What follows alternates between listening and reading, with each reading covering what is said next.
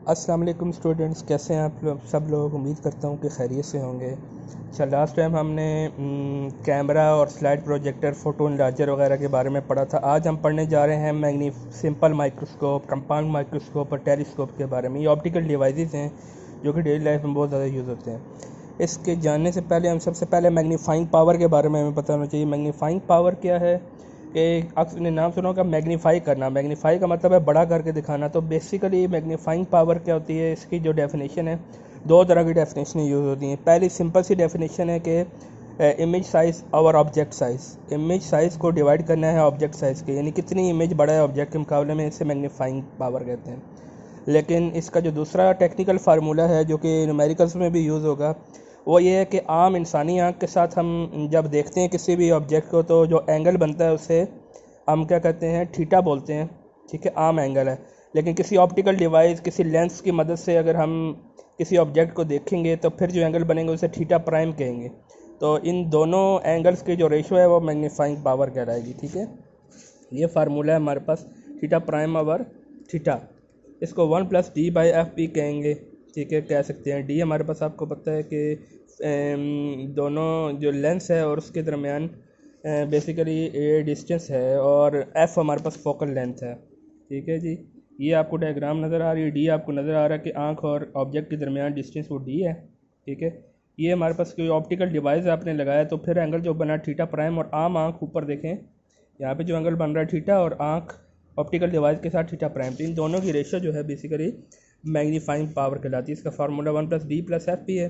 Simple microscope के अंदर हमारे पास होता क्या है, ऑब्जेक्ट को हम क्या करते हैं, याद होगा आपको, फोकल पॉइंट और उसके दरमियान अगर रखा जाए तो हमारे पास मैग्नीफाइड और वर्चुअल इमेज बनता है। तो ये सिंपल जो माइक्रोस्कोप है इस तरीके से काम करती है। मैग्नीफाइंग ग्लास भी है, आपने देखा होगा।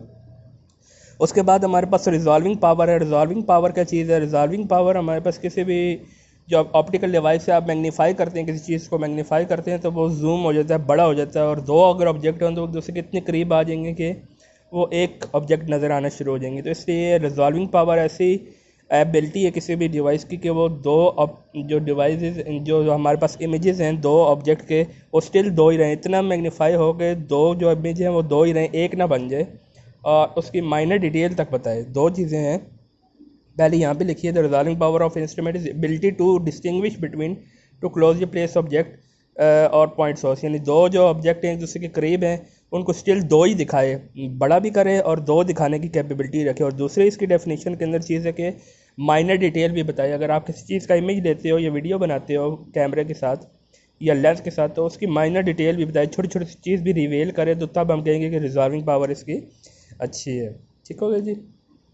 उसके आगे हमारे पास कंपाउंड माइक्रोस्कोप है जो कि हमारे पास यूज़ होती है लैब वगैरह के अंदर स्लाइड्स देखने के लिए। बाइक स्टूडेंट्स अच्छी तरीके से जानते हैं इस कंपाउंड माइक्रोस्कोप को। हम इसकी आपको जो एग्ज़ाम के अंदर ज़्यादातर पूछा जाता है कंपाउंड माइक्रोस्कोप का, वो इसकी रे डायग्राम और मैग्नीफाइंग पावर का फार्मूला है। दो चीज़ें आपको पता होनी चाहिए इसके अंदर। एक आंख के करीब जो लेंस होगा उसे हम आई पीस कहेंगे, और जो ऑब्जेक्ट के करीब होगा उसे ऑब्जेक्टिव लेंस कहेंगे। ऑब्जेक्टिव लेंस जो है वो छोटा है, आई पीस जो है उसका फोकल लेंथ बड़ा है, वो पर्चर भी बड़ा है उसका, नज़र आ रहा है आपको। ठीक है, अच्छा, इसके रे डायग्राम हमारे पास बड़ी सिंपल है। दो रे हमारे पास बनाई गई हैं। एक रे हमारे पास सेंटर से पास हो रही है और एक हमारे पास पैरेलल रे आती है। ठीक है, दोनों हमारे पास क्या होती है, जिसने रे डायग्राम आपको सिखाई थी उसी तरीके से रे डायग्राम में इसको डॉटेड लाइन के ज़रिए बैकवर्ड प्रोसीड किया जाता है। यहाँ पे एक बड़ा और मैग्नीफाइड इमेज बनता है। इसमें एक चीज़ याद रखनी है आपने कि फर्स्ट जो ऑब्जेक्ट है, जो ऑब्जेक्टिव लेंस जो इमेज बनाता नहीं, यहाँ पे देखिए मैग्नीफाइड इमेज बन रहा है। ठीक है, जो मैग्नीफाइड इमेज है वो दूसरा आई पीस के लिए वो एज अ ऑब्जेक्ट काम करेगा, तो जारी बात है उसको इमेज को वो दोबारा हमारे पास क्या करेगा, बड़ा करेगा। तो दो टाइम हमारे पास ये मैग्नीफाई हो जाएगा। तो इस तरीके से हमारे पास इसका इमेज बनेगा। इसका जो फार्मूला है मैग्नीफाइंग पावर का वो है L/F0 1+D/Fe। अच्छा, इसके अंदर जो L है वो नज़र आ रहा है आपको, दोनों लेंसेज के दरमियान जो डिस्टेंस है वो L है। एफ ई जो है वो आई पीस का फोकल लेंथ है, और एफ ओ जो है हमारे पास वो ऑब्जेक्टिव का फोकल लेंथ है। डी हमारे पास आपको पता है दोनों के दरमियान आई आँख और ऑब्जेक्ट के दरमियान जो डिस्टेंस है वो डी है, आपको नज़र आ रहा होगा। ठीक है, तो ये हमारे पास डी हो गया, ये हमारे पास एफ ई हो गया, ये हमारे पास एफ नॉट हो गया। तो ये फार्मूले के अंदर यूज़ हुए में। ठीक है, तो कंपाउंड माइक्रोस्कोप को आपने अगर इतना अच्छा तरह देखना है तो आपको क्या करना पड़ेगा, ऑब्जेक्टिव को छोटा रखना पड़ेगा, आई पीस को बड़ा रखना पड़ेगा। ठीक है जी। उसके बाद हमारे पास आगे है टेलीस्कोप। टेलीस्कोप जैसा कि आपको पता है कि वो देखने के लिए यूज़ होता है दूर की चीज़ों को, जैसे स्टार वगैरह और बाकी सारी चीज़ें।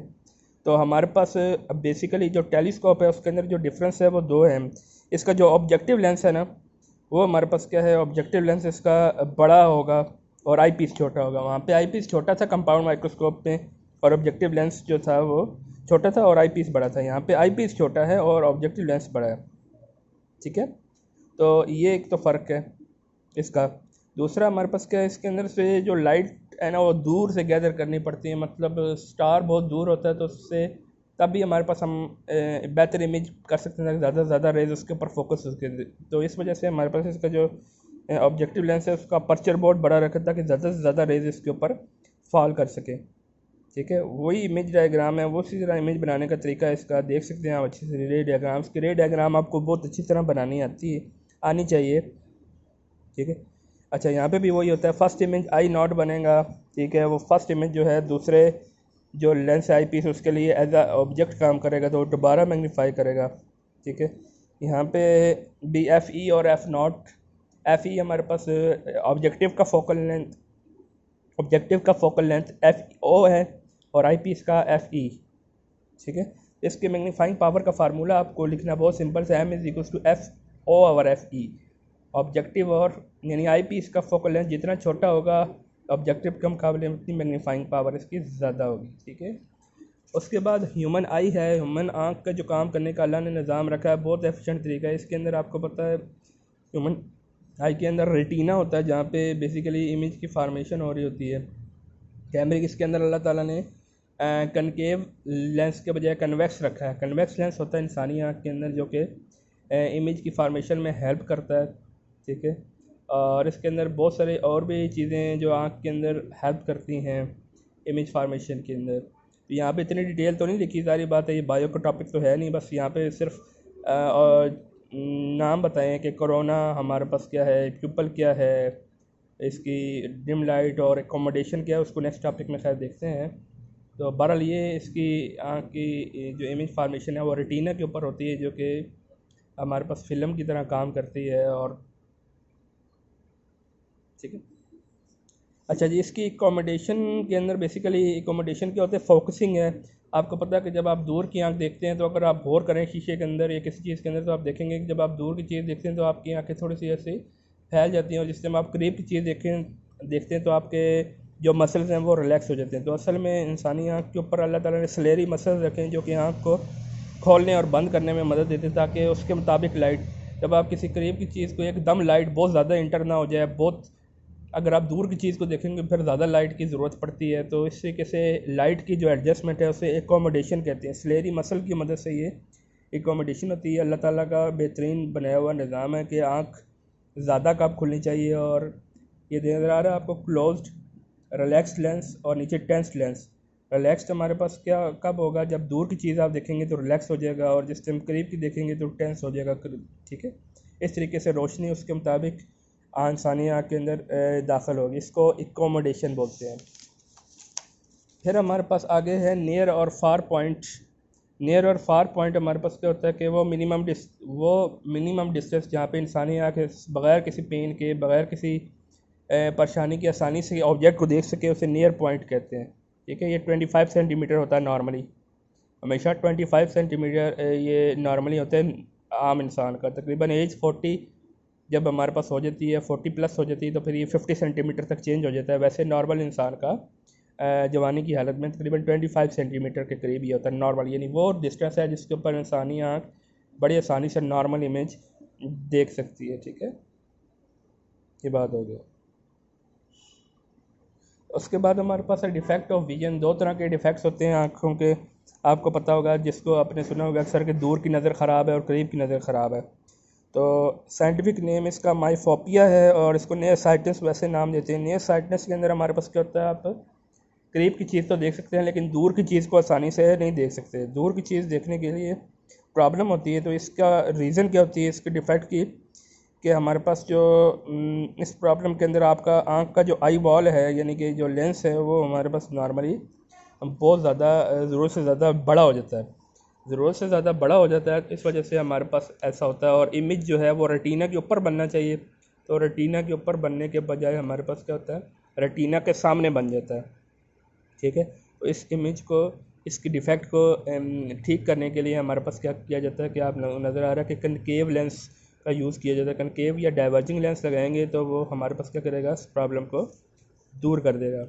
दूसरा डिफेक्ट हमारे पास इसी के ऑपोजिट वो है फार साइटनेस या हाइपर माइट्रोपिया।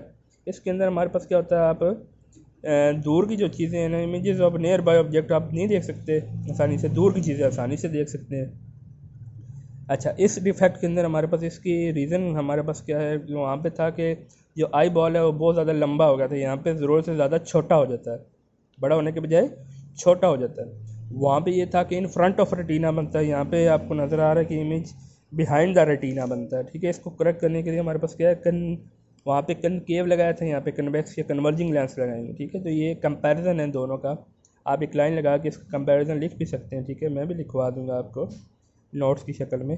तो ये हमारे पास चैप्टर था आपका चैप्टर 3। उम्मीद करता हूँ कि आप लोगों को समझ आया होगा। इसके अंदर कोई प्रॉब्लम हो तो बता दीजिएगा, इसकी न्यूमेरिकल प्रॉब्लम्स वगैरह देख लेंगे। रिव्यू एक्सरसाइज हम ऑलरेडी कर चुके हैं। ठीक है, साथ साथ मैंने आपको करवा दी।